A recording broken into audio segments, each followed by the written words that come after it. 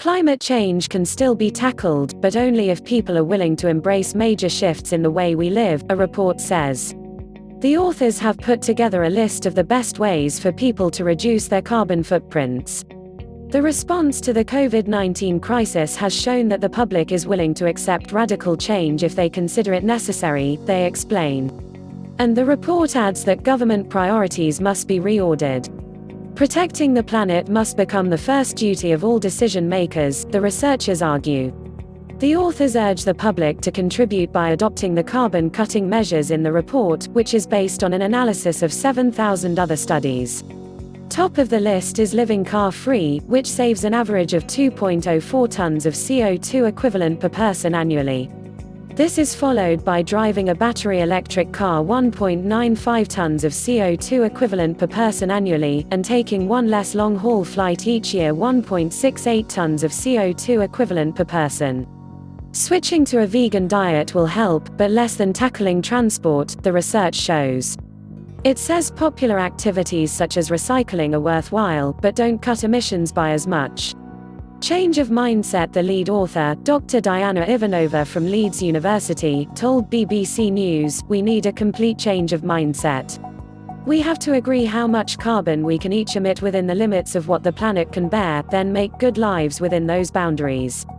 The top 10 options are available to us now, without the need for controversial and expensive new technologies." Dr. Ivanova said the coronavirus lockdown has shown that many people could live without cars if public transport, walking and cycling were improved. Her research highlights rich people who typically take more flights, drive bigger cars and consume the most.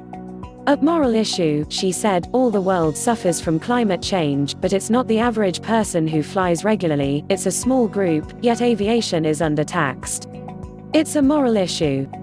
In her league table, buying renewable power and using public transport ranked 4th and 5th. 6th is insulating your home well, which saves 0.895 tons of CO2 equivalent. 7th is switching to a vegan diet, which saves 0.8 tons. Effectively insulating your home is an important step. Other top actions are using heat pumps, switching from polluting cookstoves in developing countries to better methods of cooking, and heating buildings with renewable energy. Dr. Ivanova said that if people implemented the measures, it would save around 9 tons of carbon dioxide equivalent (CO2e) per person per year. Current annual household emissions are around 10 tons in the UK, and 17 in the US.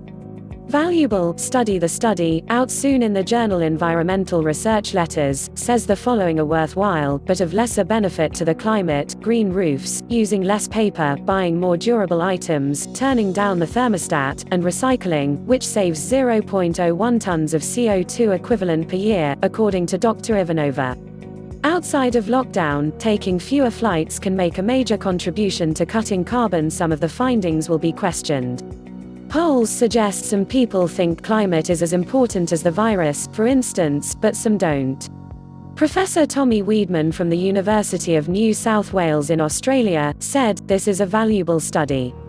But it only looks at the carbon footprint and not at other impacts like water scarcity because of lithium mining for electric car batteries."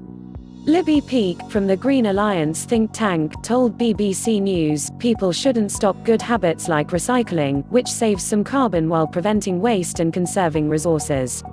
Better design allows people to buy fewer but higher quality things and to live in buildings with lower carbon footprints. These savings aren't necessarily covered by this study."